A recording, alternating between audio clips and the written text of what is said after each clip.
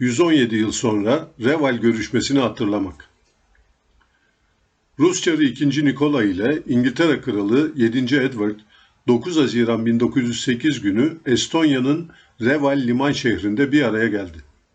Osmanlı İmparatorluğu Sultan II. Abdülhamit iktidarının 32. yılını yaşamaktadır. İngiltere, kendisine en büyük tehdit olarak gördüğü, okyanuslara çıkmak ve sömürgelerde kendine yer edinmek isteyen Alman İmparatorluğunu kıtaya itmek ve ilerlemesini durdurmaya odaklanmıştır. Acilen yeni müttefiklere ihtiyaç duymaktadır. Rusya-İngiltere yakınlaşması. İngiltere 1905 yılında Entente Cordiale ile Fransa'yı yanına çekmişti. Sıra Rusya'daydı. O da ikna edilirse Almanya'yı iki cepheli bir harpte yenmek mümkün olabilirdi. Böylece Birinci Dünya Savaşı'na giden yolun taşları döşenmeye başlamıştı. Bu ikilinin gizli bir toplantıda Osmanlı İmparatorluğu'nun kaderini tartıştıkları, Rusya'yı yanına çekmek isteyen İngiltere'nin Çar'a Osmanlı toprakları ve boğazlar üzerinde nüfuz kurmayı vaat ettiği Avrupa basınında yer aldı. Gelişmelerden haberi olmayanlar.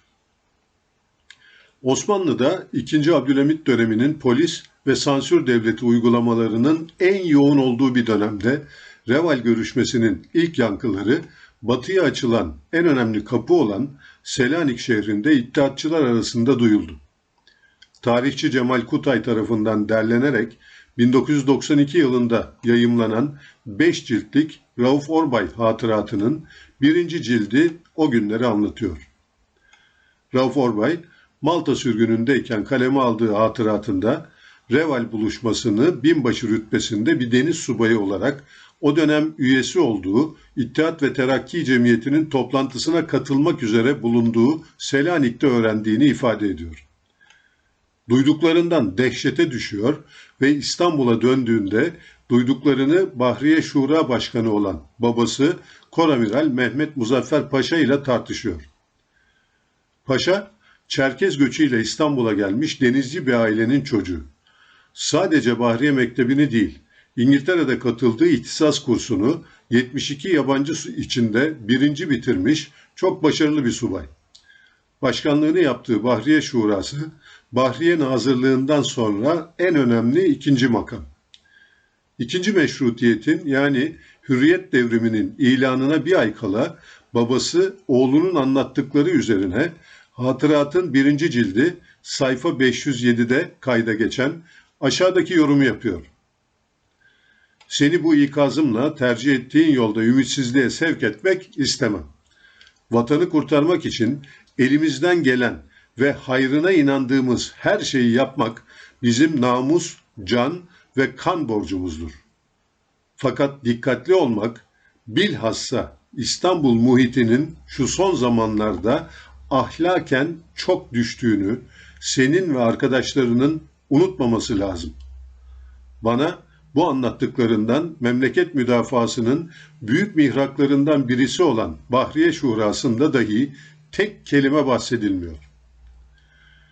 Bunun ancak Sadrazam Paşa, Hariciye Nazırı Paşa ve kısmen de Mabeyni Hümayun'da yani padişahın özel kaleminde duyulduğuna ve bilindiğine kaniyim. Fakat bu şekilde tefsir edilse dahi Zat-ı Şahane'ye kimsenin söyleyebildiğine kani değilim. Korkunç bir sansür altındaki İstanbul basınında Reval buluşmasına dair tek satır haber yoktur. Sadece bu buluşma değil, İkinci meşrutiyetin ya da hürriyet devriminin ilanına neden olacak Makedonya'daki gelişmeler ve hareketlilikten de bahseden yoktur. Basında muhtemelen ortak bir merkezden çıkmış aşağıdaki haber yer alıyordu. Saye-i Şahane'de memlekette mutlak emniyet ve sükun berdevamdır. Yani padişahın gölgesinde memlekette mutlak güvenlik ve huzur devam etmektedir. Hasta adama çullanma başlıyor. Osmanlı için hasta adam terimi Rus Çarı 1. Nikolay tarafından 1850'lerde ilk kez kullanılmıştı. Temel nedeni Osmanlı'nın gerileme ve çöküş dönemine girmiş olmasıydı. 18. yüzyıl son yarısından sonra söz konusu terimin ortaya çıktığı 1850 yılına kadar Batı ile her alanda arası çok açılan Osmanlı'nın özellikle denizde yaşadığı ilk büyük baskın olan 1770 Çeşme baskınından sonra sırasıyla Kırım'ın, Yunanistan'ın, Cezayir'in kaybıyla Balkanlarda yaşanan toprak kayıpları büyüktü. Ordu ve donanmasının Batı karşısında zayıf kalması ile gericilik ve tarikatlar üzerinden yayılan öğretilerle aklın ve düşüncenin yerlerini hurafelere ve dini taassuba bırakmış olması milleti ve devleti kemiriyordu. Birinci ve ikinci sanayi devrimlerini kaçırmış olması nedeniyle Batı ile arasındaki muharebe yeteneği makası her gün büyüyordu. 1876 sonrası Jön Türklerin ortaya çıkması bu gerici gidişe dur demek içindi. Diğer yandan zayıflayan devlet uzak diyarlardaki vatandaşlarını koruyamıyordu. Hasta adamın büyük şehirlerine başta Balkanlar olmak üzere kaybedilen topraklardan muhacirler akın ediyordu. Hasta adam muhteşem bir coğrafyada eşsiz kaynaklar üstünde oturuyordu. Emperyalizm onu çoktan hedefine almıştı. Birçok tarihçiye göre ikinci meşrutiyetin yani hürriyet devriminin fitilini ateşleyen olay Reval görüşmesiydi.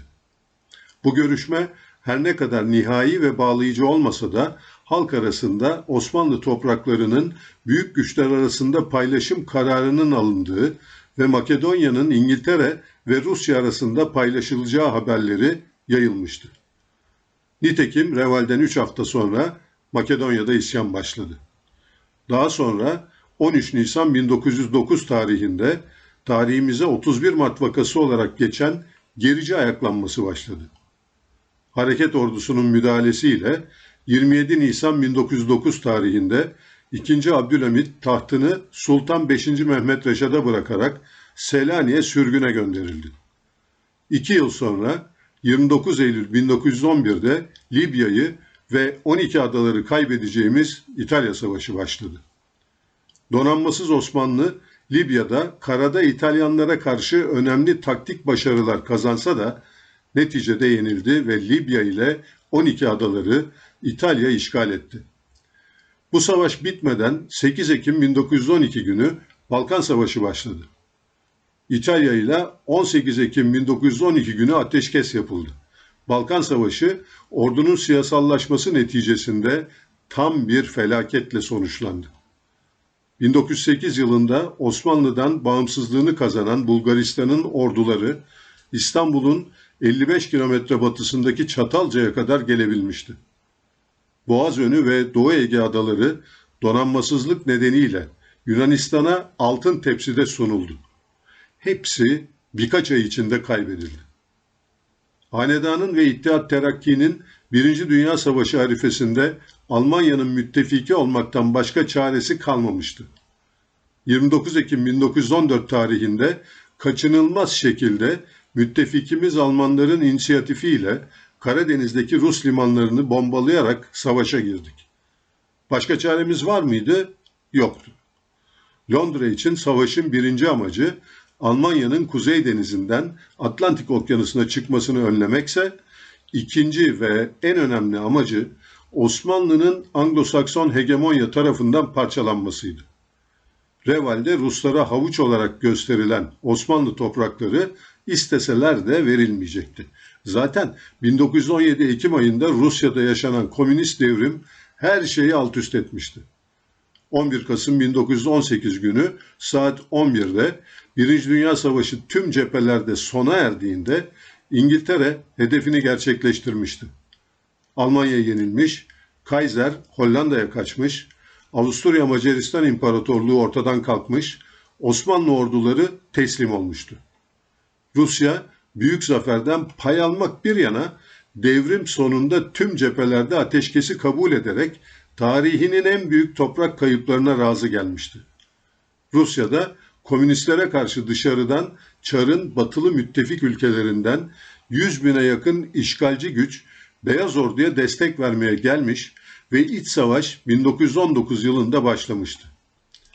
Osmanlı'da 13 Kasım 1918 sabahı 55 savaş gemisinin boğaza gelmesiyle bir işgale uyanmış ve 1920 Ağustos'unda Osmanlı Hanedanı'nın imzaladığı Sevr Anlaşması ile bölünmeyi ve hatta ileride Asya'ya sürülmeyi kabul etmişti.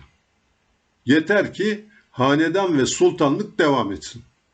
Ancak hesap edemedikleri Türk milleti ve önderleri Mustafa Kemal Atatürk vardı. Reval jeopolitiğine hayır diyen Atatürk ve Lenin.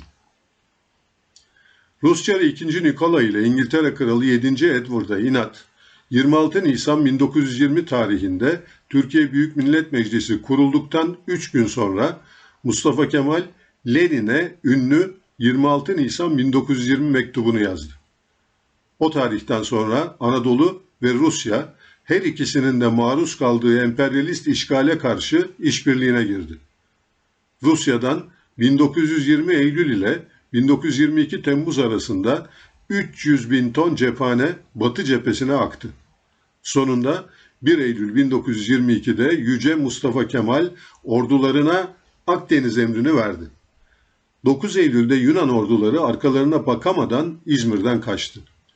Ne ilginçtir ki 14 yıl önce Reval'de Türk'ü yok etmek için anlaşan Rus Çarı ve İngiliz Kralı tarihin yaratıcılığını hesaba katamamış olmanın bedelini ağır ödediler.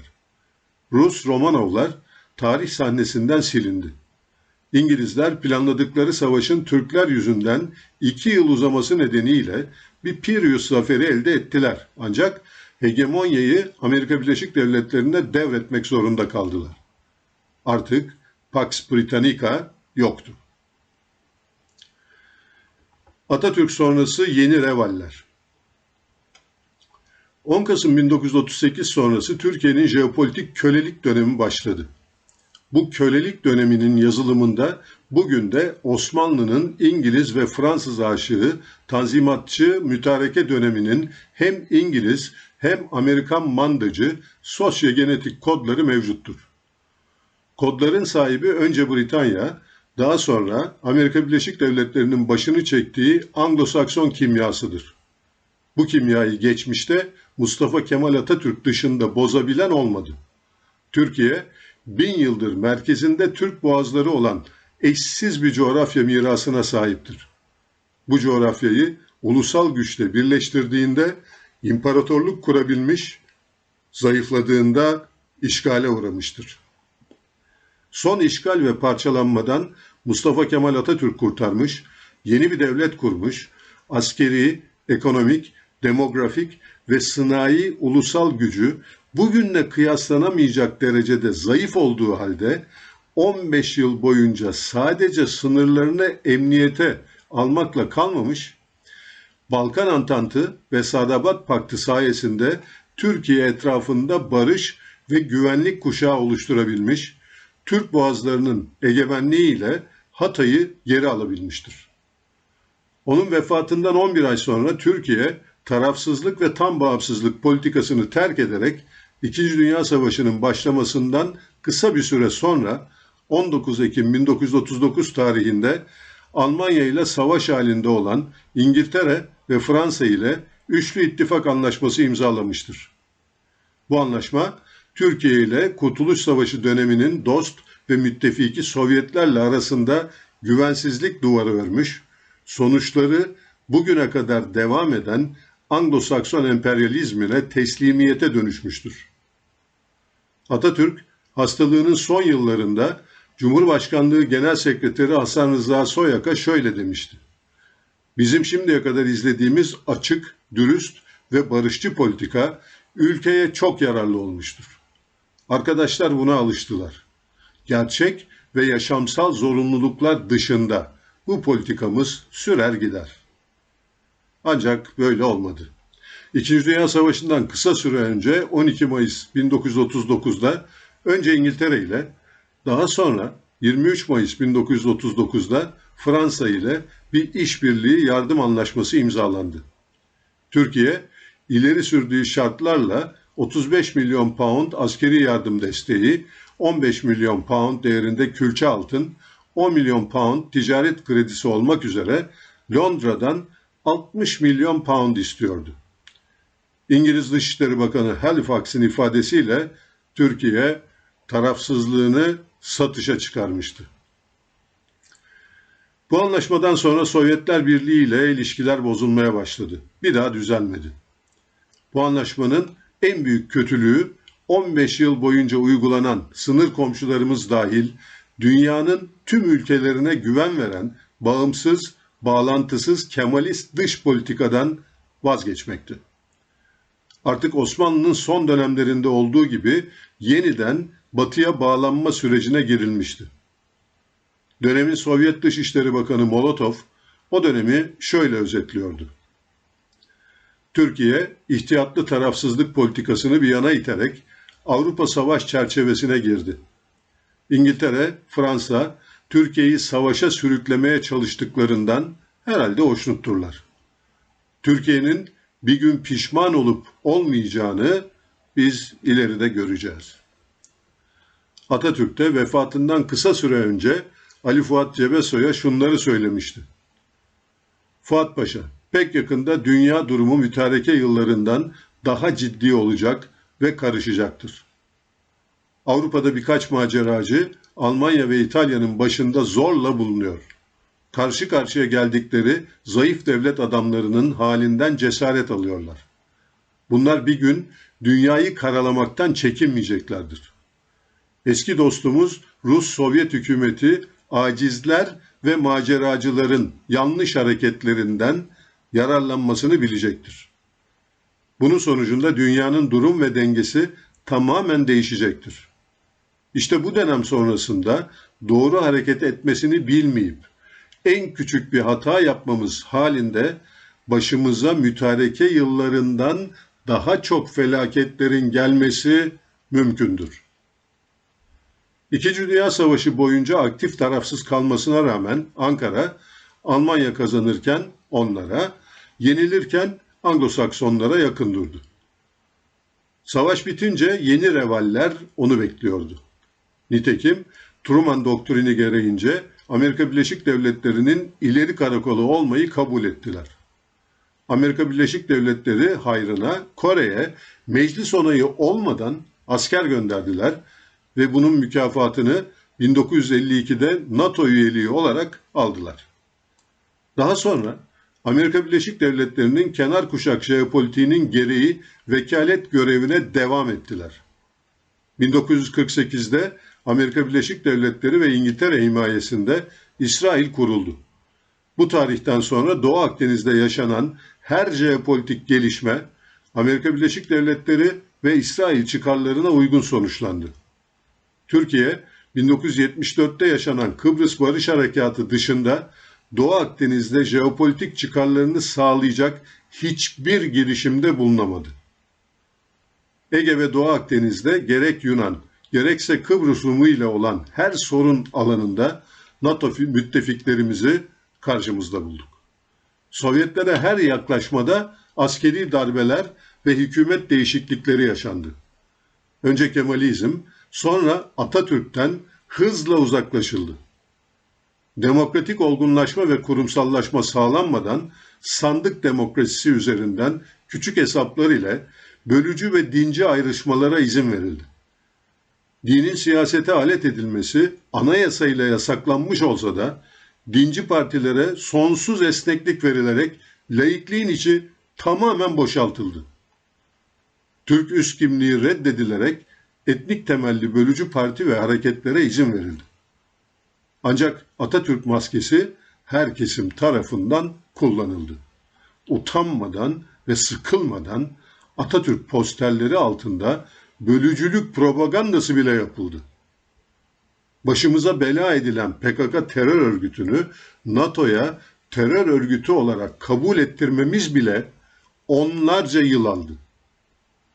Kendi ellerimizle Kuzey Irak'ta bağımsız bir Kürt devletinin 1991 sonrası oluşumuna hem askeri hem ekonomik destek sağlandı. 1980 sonrası tüm varlıklarımız neoliberal kapitalist ekonominin küresel patronlarına özelleştirme adı altında satıldı.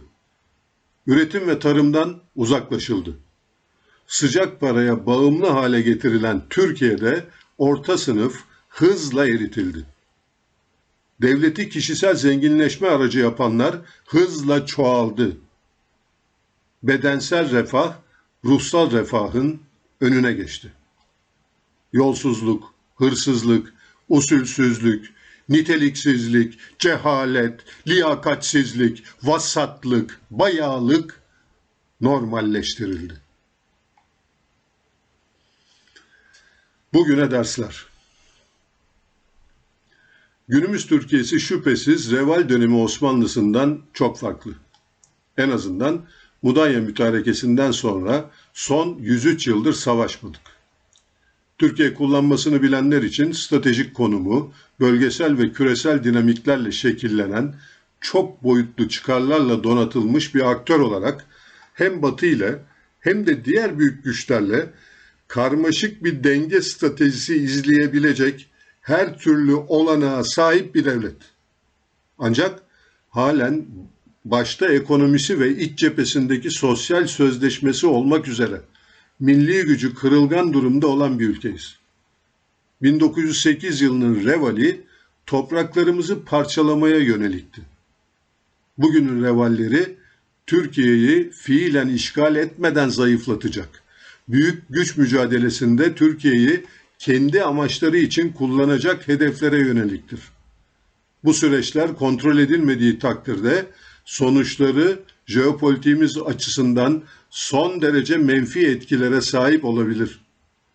Türkiye, 1980 sonrası uygulanan ekonomik politikalar sonucu finansal döngüsü son derece kırılgan bir devlete dönüştü. 2020 sonrası ciddi bir darboğaza sokuldu.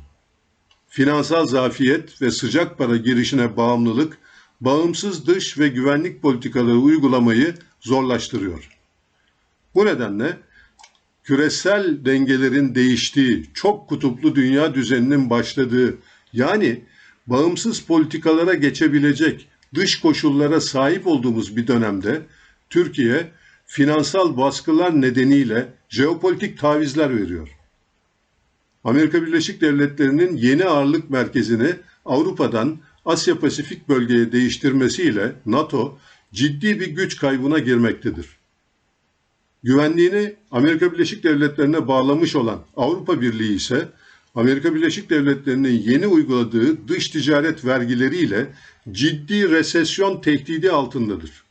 Ve bu koşullarda zaten ekonomik sıkıntılar çeken halkına yüklenerek 1 trilyon avroya yakın savunma bütçe fonu yaratma peşindedir.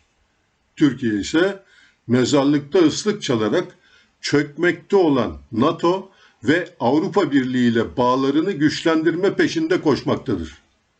Bu süreçte iktidar ile muhalefetin aynı görüşte olması diyalektiğin ruhuna aykırıdır. Ancak ülkemizdeki durum da budur. Amerika Birleşik Devletleri ve NATO koruması altındaki İsrail ile aramızda her zaman bir güvenlik bölgesi ve bir mania oluşturan Suriye devleti Ankara'nın büyük katkısıyla yok edildi. Suriye sınırındaki mayınları bile temizledik. Şimdi dünyanın en saldırgan ve hukuk tanımaz devleti İsrail ile komşu olduk. İsrail karşısında NATO üyesi olmamızın da bir önemi yok. Zaten gerek NATO ve Amerika Birleşik Devletleri, gerekse Avrupa Birliği her koşulda ve durumda tamamen İsrail'in yanında. Zayıf ve kukla bir Suriye'nin İsrail'i durduracak gücü olmadığını biliyoruz. Suriye bataklığı büyüyerek başımıza ciddi sorunlar açmaya devam edecek. Bu kapsamda Fırat doğusunda YPG, PYD terör gruplarının Kuzey Irak benzeri otonom Kürt devletine dönüşmesine engel olunamıyor. Suriye'de bunlar olurken sanki PKK oradan farklı ve bağımsız bir varlıkmış gibi Türkiye'de PKK kurucusu terörist başına kurucu önder denilen bir konjonktürde Türklük Türkiye'liliğe zorlanıyor. Gazze'de soykırım acımasızca devam ederken Türkiye, İsrail'in füze savunmasında en önemli rolü oynayan unsurların başında gelen kürecik radar üssünün çalışmasına izin veriyor. Amerika Birleşik Devletleri'nin artık İsrail'in bir vekil devletine dönüştüğü konjonktürde İran'a saldırmak için fırsat kolladığı günümüz koşullarında eğer İran, İsrail-Amerika Birleşik Devletleri savaşı çıkarsa kürecik radarının İran'ın ilk imha edeceği hedef olacağı izahtan varestedir. Eğer Netanyahu her zaman olduğu gibi Trump'ı ikna edip kendi iktidarını sürdürmek için Amerika Birleşik Devletleri İran Savaşı'nı başlatırsa Türkiye her yönüyle bu çatışmanın dışında kalmalıdır. Bu nedenle kürecik radarının faaliyetine devam etmesi ciddi baş ağrısı yaratacaktır. Diğer yandan Ege ve Doğu Akdeniz'de Güney Kıbrıs ve Yunanistan'ın Türkiye aleyhindeki hamlelerine cevap verilmiyor. Kardeş devletlerimiz olan Kazakistan'dan sonra Türkmenistan'ın tam da Türk düşmanı terör örgütü EOKA'nın yeniden kurulduğu ortamda Güney Kıbrıs Rum kesiminde büyükelçilik açması diplomasiyle önlenemiyor. Libya ile yapılan deniz sınırlandırma anlaşmasını ve Libya'nın deniz yetki alanlarındaki egemenliğini yok sayacak şekilde hareket eden ve Girit güneydoğusunda Libya münhasır ekonomik bölgesi içinde Amerikan Chevron firmasına Yunan'ın lisans vermesine sessiz kalınıyor. Bu durumda Yunan medyası Türkiye-Libya anlaşmasının ortadan kalktığı vaveylasını yapabiliyor. 2020 Kasım ayından bu yana geçen 5 yılda Doğu Akdeniz'de ne sismik ne de sondaj çalışması yapılmıyor. Mavi Vatan sadece sloganda kalan bir eylemsizliğe dönüşmüş durumda. Halbuki Kıbrıslı Rumlar bizim kıta sahanlığımıza mücavir 5 ve 6 numaralı sahalarda sondaj yapmaya devam ediyorlar. Bizse kendi mavi vatanımız öksüzken Somali'de sismik ve savaş gemilerimizle Somali mavi vatanını koruyoruz.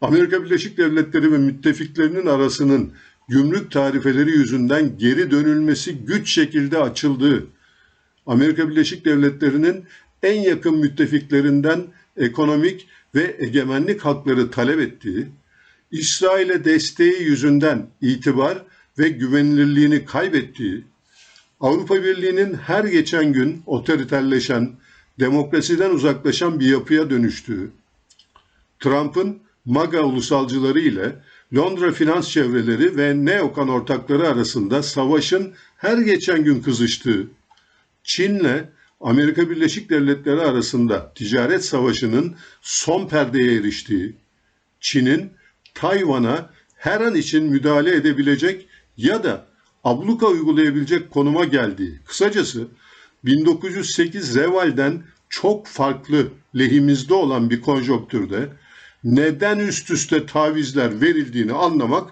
kolay değil. Sorun şu ki, bugün gerek doğrudan uygulamalar, gerekse aleyhimize oluşan hamlelere tepkisiz kalarak takip edilen batıcı dış ve güvenlik politika uygulamaları tedbir alınmadığı sürece yeni revallerin kapısını açacaktır. Yunan ve Kıbrıs Rum'unun saldırgan kışkırtıcılığının ve İsrail'le ittifak temelli yakınlaşma kuracak kadar ileri gitmelerinin temelinde yatan gerçek, Türkiye'nin artık zayıf olduğu gerçeğidir.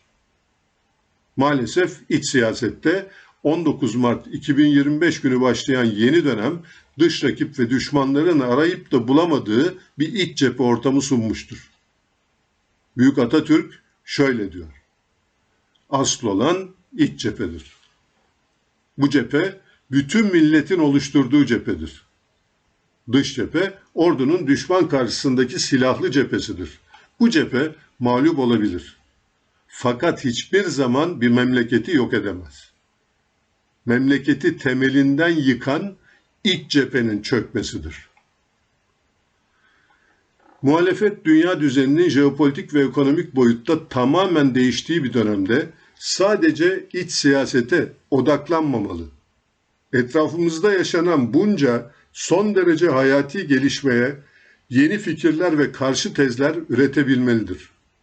Ancak muhalefet de iktidar gibi batıcı politikaları benimsediğinden Doğu Akdeniz, Suriye, Kıbrıs, İran'a Amerika Birleşik Devletleri müdahalesi, Kürecik radarının durumu, NATO ve Avrupa Birliği'nin geleceği, Türkiye'nin Asya yüzyılında yeni jeopolitik ve ekonomik rotalara yönelişi konusunda Amerika Birleşik Devletleri, Avrupa Birliği ve NATO dümen suyunda rota tutmayı tercih etmektedir. Hem iktidara hem muhalefete Atatürk'ün şu sözlerini hatırlatmak isterim. Biz Batı emperyalizmine karşı yalnızca kendi kurtuluş ve bağımsızlığımızı korumakla yetinmiyoruz. Aynı zamanda Batılı emperyalistlerin bütün güçleri ve imkanlarıyla Türk ulusunu emperyalizmin amacı olarak kullanmak istemelerine engel oluyoruz. Bununla bütün insanlığa hizmet ettiğimize inanıyoruz. Cem Gürdeniz. Rehberimiz, ufuklara koşuyoruz. Yüreğimiz bayrak açtı. Ya